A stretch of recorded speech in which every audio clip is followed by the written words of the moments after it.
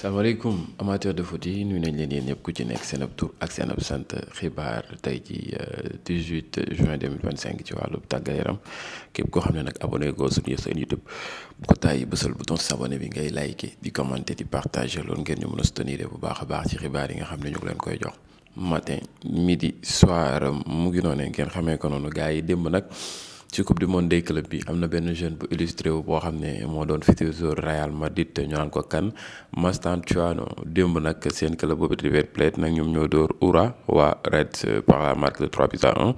mu ngi noonu ne les japonais n'ont pas été démérités mais leur mauvaise organisation défensive leur a coûté trop cher mu ngi noonu seen match boobu les Argentins prennent les 3 points. Notamment grâce à un très bon Marco Acuna autour de 2 passes décisives l'Argentin mu ngi noonu ñoom daal actuellement nii ñu ngi woyal di avancer River Plate Mascherano may na leen buzz ci noonu nag futur coach am boobu di Xabi Alonso moom daal nee na nous sommes déjà meilleurs avec le ballon et sans le ballon ñoom nag daal baax nañ d'abord ba pare. buñ téye bal bi ak buñ ko téewut lépp Mascherano dinañ ci ñëw moom nag mu ngi judd 2007 Franco Mascherano lors de ses matchs de 90 minutes contre kooku di Urawa Reds bu Japon à la coupe du monde des clubs plus grand nombre de dribbles 3 plus grand nombre de fautes subies 5 plus grand nombre de duels gagnés 17 ans képp la moom nag mën naa ni moo ëpp dribble yu mu def moo ëpp gaañ yi ñu ko gaañ aussi tamit moo ëpp duel yi mu gagné mu ngi noonu mu doon un très bon joueur Mascherano entre parenthèses rek la woon ci moom Xabi Alonso génn na leeral que ni c'est un très bon joueur un joueur la boo xam ne il doit s'agrandir dina màgg ak football bi ci kanam tuuti daal lépp lu ci mën ci am di ngeen ko gis Xabi Alonso boobu ba tey nee na dans toute compétition le Real Madrid est prétendant naturel et méritant mu ngi noonu ensuite nous devons le prouver nous ne sommes pas aveuglés par le 13 juillet la finale même si c'est l'objectif moomee nag nee na nag compétition bu mën ci am à chaque fois Real day doon mën naa ni on peut dire ki ko nar a jël moom lañ koy jox moom lañuy jox favori te c'est naturel gars yi ñoo koy def waaye nag pour mën a doon favori daal da nga koy wane ci biir terrain bi du ñu sóobu carrément ci finale 13 juillet bi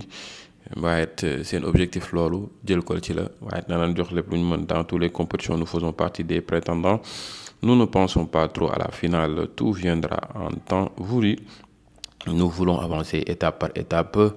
et construire le point de départ c'est maintenant il nous apprendra des choses nous savons qu'il nous manquera certains éléments et il ne faudra pas se frustrer nee na nag affaire yi cemp par cemp la nànk la dara jarul yàkkamti aussi tamit saa yi ñu demee compétition dañuy jàpp ne daal ñoom ñooy favori yi waaye ñoom seen xel nekkagul ci final bi malgré seen objectif boo jël ko waaye dinañ def étape par étape góorgóorlu ba jéem a wane seen bopp Xabi Alonso nee na Kylian Mbappé c'est un attaquant dynamique ce n'est pas un pur avant-centre je pense que nous pouvons faire tourner devant ou ne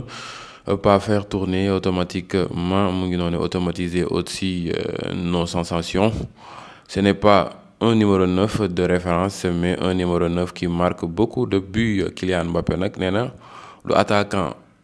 pointe de base de métier mais aussi attaquant la boo xam ne day dugal ay bi yu bëri aussi attaquant bu dynamique bu yëngu boo xam ne daal pare na di wane boppam bu baax a baax neen nag dinañ tourner souvent ci kaw attaque bi mu ngi noonu en tout cas c'est à Xabi Alonso de voir comment il va gérer son équipe ci attaque bi mu ngi noonu daal wax na ci kooke ñu naan ko Rodrigo nee na je sais ce qui s'est passé avec Rodrigo à la fin de la saison mais je ne peux pas tout dire ça a été difficile pour lui mais il a pris un peu de recul et maintenant il est très motivé il veut prendre du plaisir nee na nag gis na li amoon ca Real Madrid ak kooku di Rodrigo nam doon doxalee nan ko dundalee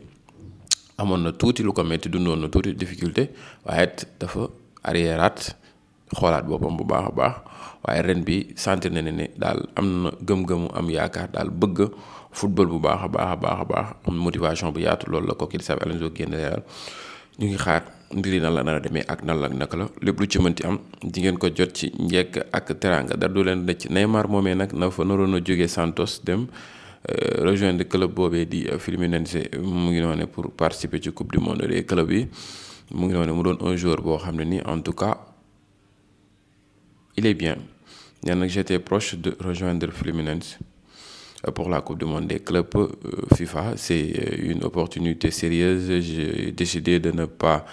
continuer les négociations et de rester à Santos pour récupérer, car je ne suis pas encore en forme à 100% et je veux être ma meilleure forme le plus tôt possible. mais nag nee na naroon na dem foofee waaye dafa dem ba ci biir daal arrêt discussion yi nag wéragul woon à 100% te bëggoon na noppal wér. après wane boppam malgré les opportunités la woon waaye na toog daal góorgóorlu ba wér péng. kookee di Sergio Ramos nag mën naa ni gars yi démb moo permettre kookee di Monterrey nul 1 partout moo kookee naan ko Inter. Sergio Ramos ak Lautaro Martinez ñoom ñoo dugal. l'Inter débute la coupe du monde des clubs par un faux pas à Los Angeles et suivi fait ses débuts avec un match nul. kookee di Lautaro Martinez nag nee na terrain bi jàppalewu leen terrain bi dara baaxu ci woon waaw nee na nag loolu la gën a yokk daal match bi xaw a métti ci ñoom moom daal loolu la génn leeral. le terrain était sec mais bon ce sont les stats qui ont choisi muy noonu qui ont choisi et on doit respecter ça et on doit s'adapter à ça aussi tamit. Sergio Ramos ci match bi contre Inter mën naa ni benn bii la dugal 31 passes réussies sur 34 3 longues passes précises sur 5 2 contre 11 dégagements, 4 interceptions, 4 duels remportés sur 6, note 8,2. Sergio Ramos a été élu homme du match, un très bon joueur, un joueur boo xam ne daal mën naa ni du màgget mukk la Cristiano Ronaldo def ci attaque bi moom lay def ci défense bi. Il mérite beaucoup plus de respect kookee ñu naan ko Sergio Ramos mu ngi noonu ngeen xamee ko noonu waaye gars yi kookee ñu naan ko mën naa ni FC Barcelone actuellement officialisé na le gardien de but boobee ñu naan ko Juan Garcia, un très bon gardien de but bi nekkoon espagnol de Barcelone. actuellement nag Barça matal na mbir yi. le Barça recrute Juan Garcia 2001 contrat jusqu'en 2031 mu ngi noonu daanaka 6 ans la fa signé. montant du transfert 25 millions d'euros moom la Barça jëndee gone gi. ci noonu nag gone gi génn na ba def discours am di tàggu ñooñee di waa espagnol de Barcelone waaye ay saaga lañ ko ci tegal ba tax nag après dafa mujjee mën naa ni désactiver commentaires yi nag c'était très compliqué pour lui. club boobu nag danoo bañ Barça ba ñoom moom la Barça jëloon mën naa ni Liga bi seen dëkk daawaati 2023 mooy loolu daawaati jéeg gars yi supporters yi wàcc tëbali leen ñoom Araujo ak ñoom Busquets ak De Jong di daw loo xam ne nii dama mujj ne ñii moom dañoo def dañ lay rey ci zéro. mu ngi noonu mu doon équipe boo xam ne daal mook Barça ñoo bokk koñ mais ay rival lañ. Barça ba ñu recruter kooku di Juan Garcia ñu ngi naan ko juddu foofee ca Catalunya mais loolu rek nga mën a def continuer ca club catalan bi muy FC Barcelone né au Catalunya. mu ngi noonu kooku ñu naan ko Juan Garcia te Sega mu ngi fa moom nag parewul pour dem pour le moment ñu ngi xaar. Chesney mu ngi fa moom nag dafay toogaat benn at ak Barça. Juan Garcia nekk fa léegi ma leen laaj ci commentaire yi ñett ñooñu kenn ngeen di def titulaire indiscutable et bindal ma ko. en tout cas ñu bëri ci yenn mën naa ni dirigeants yi xëccoo ci mbiru waa Barça ñoom daal ñu ngi naan te Sega vraiment waruñu ko taxawoo comme taxaw bi ko waa Barça taxawoo actuellement nii mu ngi noonu ba bëgg koo chercher ak ñoom seen. mais nag man jàpp man ne gars yi dañ ko bëgg a chercher buñ ko bëggoon chercher wax nañ ko maanaam li ma jàpp maanaam jënd gardien de but bu bees moom tekkiwul que ni da ngaa chercher keneen ki. peut-être da ngay bëgg sa club ëllëg mu mën a yegg ci benn level boo xam ne nii du neexatee moom loolu laa gis te c'est que nag c'est à lui mu rayante place de titularisation nag actuellement ni moom Barça bi ma gis nii moom place de titularisation yi dina seer waaye dina seer trop moo xam muy ci défense bi ci milieu bi ba ci attaque ba ci gardien de but bi moo tax te c'est que actuellement nii situation c'est un peu compliqué foofee jëf c'est Barcelone Chelsea nag moom taxawaayu RTS taxawee moom yoonam nekku ci dara nañ ko teg mu góol il passe à autre chose bu ñu ko tegul tamit mu muñ nag moom def na objectif am jël na li muy jël Barça après ba mu jëlee retraite ba pare. imaginel nga jël retraite ba ne bàyyi nga football bu yàgg club bu toll ni Barça waar la nga ñëw doon titulaire indiscutable ba pare def fa ay performance yu am solo ba pare jël fa ay trophées surtout lenn ko desoon mooy Ligue des Champions et c'était très compliqué pour lui moom moo tax danaan man mën naa ni lu ma ci dolli damay jël li ma jot a def daaw lu ma ci dolli damay jël ren jii su ma ñëwee doon ma titulaire sax amul problème naa jàppale Barça mais aussi tamit bindaat beneen histoire ci footballam bi dem Barça rek c'est autre chose waxuma la nga dem fa jël fa ay trophées c'est quelque chose d'extraordinaire c'est quelque chose boo xam ne ni aussi tamit mën naa ni ko ne dina ko bëgg di def Chesney ma leen xaar ci commentaire ñett ñooñu kan ngeen doon choisir comme gardien bi numéro 1 foofu ci Barça mën nañ leen répartir dina compétition yi dafay bëri kii góolu Liga kii góolu Ligue des Champions kii góolu Coupe du Roi peut-être Chesney il est plus âgé mu góolu Coupe du Roi non Chesney je ne pense pas qu'il est plus âgé je sais pas xam nga nag moo Tessé ko gën a mag Chesney joué Coupe du Roi Tessé j'ai loolu di Ligue des Champions Juan Garcia j'ai Liga nag moom miin na Liga bi mi ngi xaar bu loolu weesoo kooku def FC Barcelone nag actuellement Nico Williams la nga xam ne moom la def mooy que rejeté club yëpp arrêté discussion ak club yëpp def stop stand-by uniquement ngir dem Barça